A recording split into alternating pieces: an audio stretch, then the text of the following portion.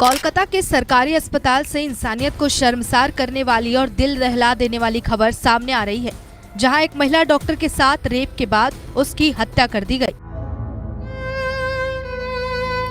मेरे चैनल पे most of things मैं पैरानॉर्मल रिलेटेड ही डालता हूँ, लेकिन कभी कभार चीज़ें इस हद तक हो जाती हैं कि वो चीज़ पैरानॉर्मल चीज़ों से भी बहुत ज़्यादा आगे बढ़ जाती है। जब ये केस हुआ था मैंने उसी टाइम सोचा था कि मैं इस चीज़ पे वीडियो बनाऊंगा, लेकिन मैं वेट कर रहा था इस केस को ख़त्म होने का, ताकि जो कल्प्रिट है वो सामने आए और उसको सज़ा मिले, ताकि मैं ये पूरा कंप्लीट केस को कवर कर सकूं। लेकिन आप तो जानते हो हमारे इंडिया के जुडिशरी सिस्टम को, इतना टाइम हो गया अभी तक कोई भी जस्टिस या कोई भी प्रॉपर एविडेंस नहीं है। सो ये इंसिडेंट हुआ था 9 अगस्त को। नाउ बिफोर एनीथिंग मैं पहले ही बता दूं, मैं जो विक्टिम है उनकी ना तो फ़ोटो दिखाऊंगा, ना उनका नाम बताऊँगा, ना उनकी फैमिली में से किसी का भी नाम बताऊँगा, क्योंकि वो लोग भी ऑब्वियसली नहीं चाहते कि उनका नाम या उनकी बेटी का नाम या उनकी बेटी की फ़ोटो सर्कुलेट हो। लेकिन क्या कर सकते हैं, पूरे इंटरनेट पे पहले से ही वो सारी चीज़ें अवेलेबल हैं, लेकिन हम इतना ही कर सकते हैं कि हम अपने एंड से उस चीज़ को आगे ना दिखाएं।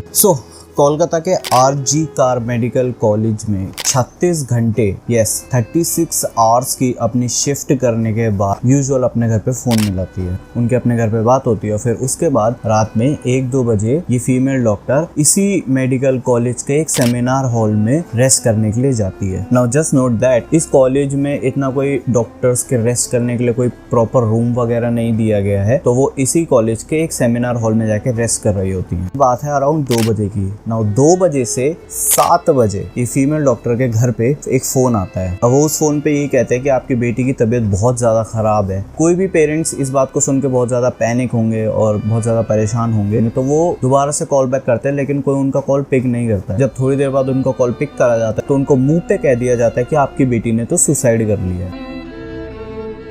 और ये पेरेंट्स बहुत ही ज़्यादा पैनिक करते हैं, और पैनिक करने के बाद ये लोग अपने आसपास के लोगों के साथ उस मेडिकल कॉलेज पहुंचते हैं। कॉलेज पहुंचने के बाद विक्टिम्स के पेरेंट्स को, जिनका सबसे ज़्यादा हक है क्योंकि वो उन्हीं की बेटी है, 3 घंटे तक वेट कराया जाता है। उनको 3 घंटे तक अपनी बेटी को देखने भी नहीं दिया जाता। तो और 3 घंटे बाद उनको जब उनकी बेटी की बॉडी दिखाई जाती है तो उन्हें पता चलता है कि उनकी बेटी ने सुसाइड नहीं, उनकी बेटी का तो रेप हुआ था। Now this is the hard part, क्योंकि जिस कंडीशन में उनकी बॉडी थी वो मैं सैडली अपने मुंह से बता भी नहीं सकता हूँ। तो there is this doctor Rashmita Singh, जिन्होंने ये पूरी चीज़ अच्छे से एक्सप्लेन करते हुए अपने चैनल पे वीडियो डाली है। तो मैं उनकी वीडियो का एक क्लिप यहाँ पे चला के दिखाता हूँ।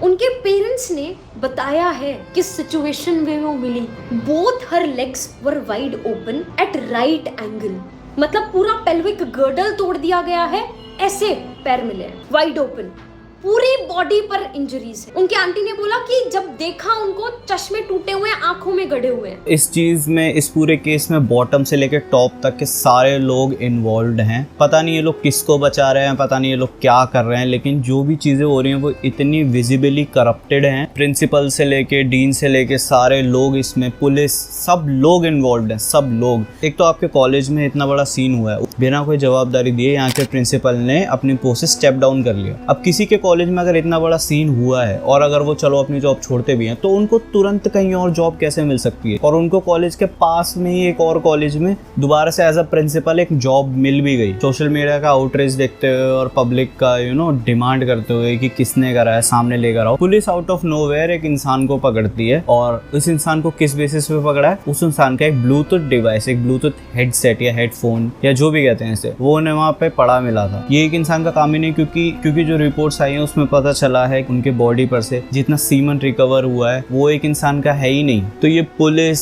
सरकार, कॉलेज, यहाँ के स्टाफ, ये सब लोग मिलके पता नहीं किसे बचा रहे हैं, किन लोगों को बचा रहे हैं, लेकिन ये एक इंसान का काम नहीं है। और अगर मान भी ले कि जिस इंसान को पुलिस ने पकड़ रखा है उसने ये करा है, तो वो बयान क्यों नहीं देता है? आगे की रिपोर्ट्स कहाँ है?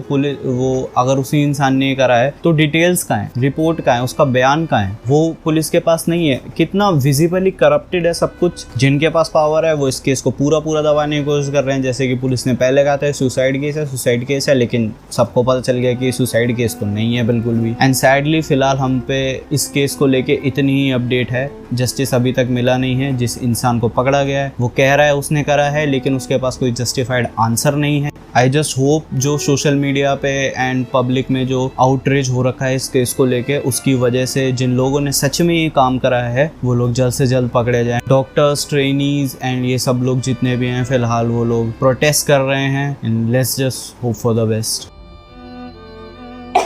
जब भी नाइट ड्यूटी पे जाती हूँ पापा को हमेशा कॉल करती हूँ कि पापा जी मैं हॉस्पिटल पहुंच गई, और मेरे पापा को होता है चलो ठीक है अब तो हॉस्पिटल पहुंच गई, अब सेफ है। तो क्या अब रात भर मेरे बाप को जाग के रहना चाहिए इस टेंशन में कि पता नहीं आज हॉस्पिटल ड्यूटी करने गई है, दूसरों को बचाने गई है, हमारा बच्चा जिंदा बच के आएगा कि नहीं आएगा।